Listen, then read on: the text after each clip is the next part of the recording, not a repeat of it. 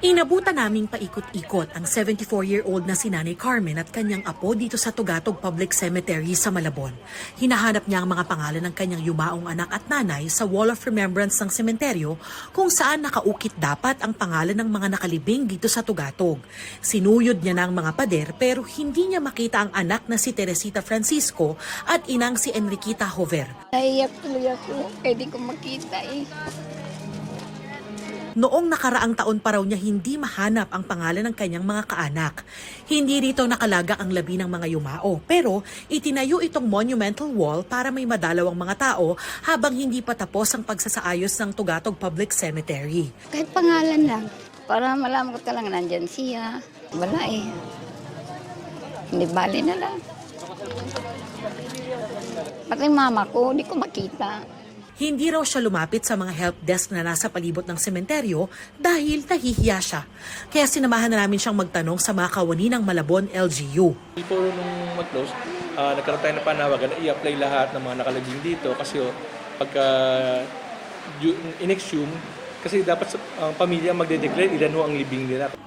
Yun nga lang, hindi raw nabalitaan ni Nanay Carmen ang application kaya hindi siya nakapag-apply para sana mapasama ang pangalan ng kanyang anak at nanay sa Wall of Remembrance.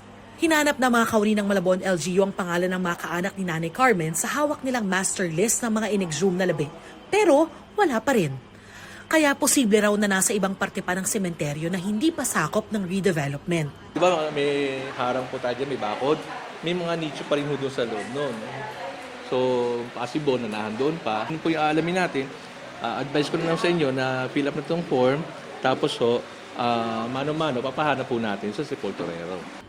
Habang hinihintay yan, dito na muna sa isang common area nagtulos ng kandila si Nanay Carmen para sa kanyang mga mahal sa buhay.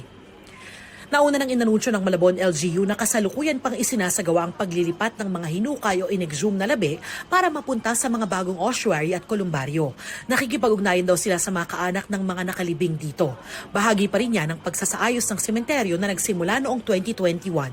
Para sa Ondas 2024, ibinalik na itong kilalang rebulto ng isang demonyo at ni San Miguel na pansamantalang inalis noong 2021 para magbigay daan sa isang redevelopment project dito sa Tugatog Public Cemetery. Matagal ng kontrobersyal ang rebulto dahil pinapakita nito ang demonyo na naggapi ang anghel. Sa akin, mas maganda kung naibalik. Kasi talagang matagal na yan dyan eh. Sabi daw nga daw, gumagalaw daw sa gabi. Para sa GMA Integrated News, Darlene Kai, nakatutok, 24 oras. Pag nakita ko yung mga brother ko, nailipat na sila.